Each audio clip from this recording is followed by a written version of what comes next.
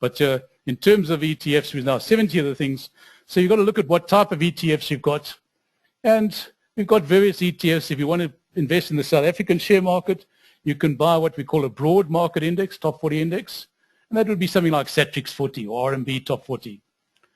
And there you would look on the etfSA website where we have all the details on the products, look at what the expenses of these different products are. We publish a table called total expense ratio showing exactly which ones have what expenses.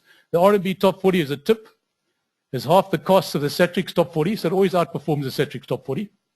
And every month we put a monthly performance data sheet on the website as well, where you can check the day performance because the website gives you daily performance and all these things. And you'll see the RMB top 40 will outperform the Satrix top 40 because it's got lower costs. Exactly the same portfolio, still owns the same top 40 shares, but it has lower costs.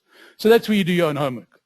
You may say, well, I don't want to be in the top 40 index because it's got a lot of mining companies in it. I want to be in a specialized index. I can now buy the industrial index or the financial index or the resources index or mid-cap index. And there's ETFs that will give you exposure to those indices.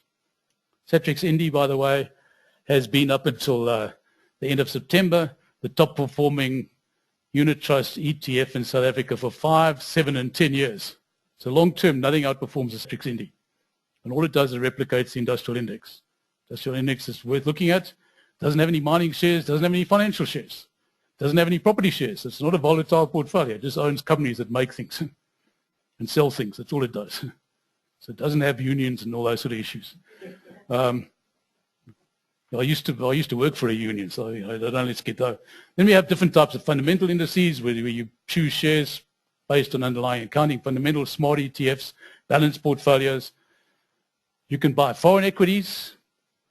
You can go and buy the DBX checker. DBX is Deutsche Bank, right next door, the building next door, the JSE. Deutsche Bank's the third biggest ETF company in the world, and they issue ETFs on the South African stock market. You buy them in rands, but you buy the DBX checker, let's say the World Fund. The World Fund means you now own a portfolio of 1,600 shares in the 25 biggest stock markets in the world. So you buy one ETF and you now own 1,600 of the biggest companies in the world, a little bit of them. So you own a little bit of Google, a little bit of Microsoft, a little bit of Yahoo, a little bit of Sony, Toyota, whatever it is. You now own a nice portfolio of global shares.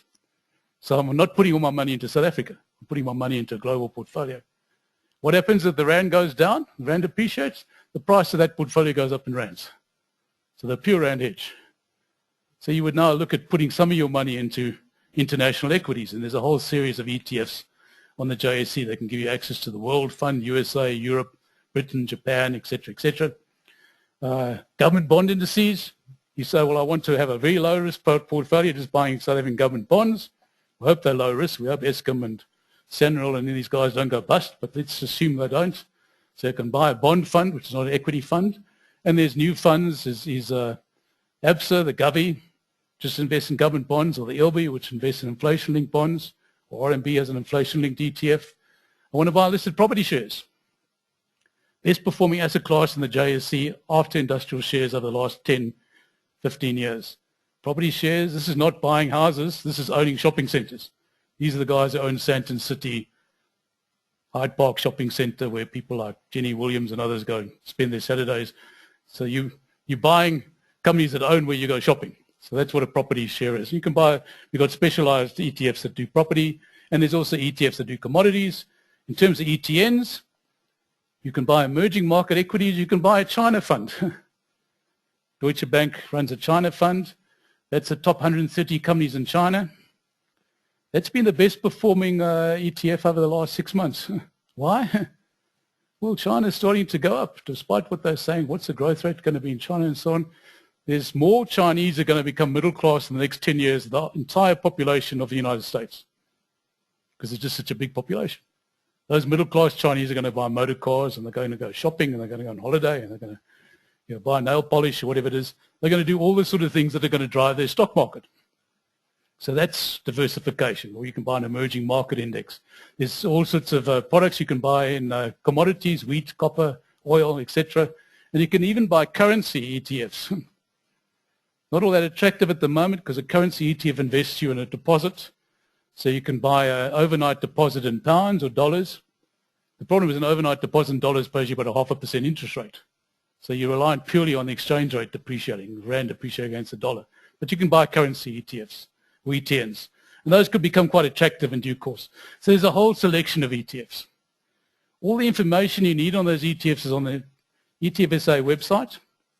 It gives you all the breakdown of all the different ETFs, profiles, intraday graphs, performance graphs, what's in each ETF, explains everything. If you don't understand all that, give me a ring and we can talk you through it. Now, how would you use ETFs? This is the bit that I want to finalize on. Let's say I'm now a long-term investor, and this is why ETFs and etfSA is really designed for people who want to put money away over a period of time. So let's say I'm going to put 1,000 Rand a month away, and we can do this on 300 Rand a month or 200 Rand a month or whatever number. Let's say we're going to put 1,000 Rand a month away in the Satrix ND25, and we're going to continue doing this for a long period of time. And these are actual numbers. This is up to end of June. After a year, 1,000 Rand a month is only worth 13,600. So I've spent 12,000 Rand, 1,000 Rand, 12 times, 12,000 Rands, only worth 13,640. But after a while, it starts growing.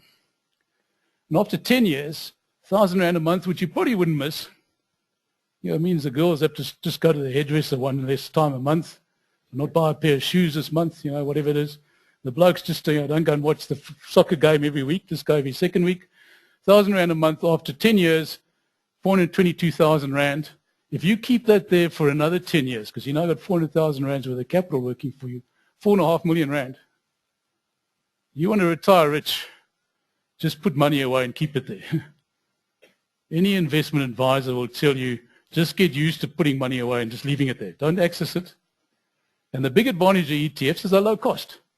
Nobody's going to come and take that away from you with the high cost structures. Nobody's going to misread the market. You're just buying the average return of the market.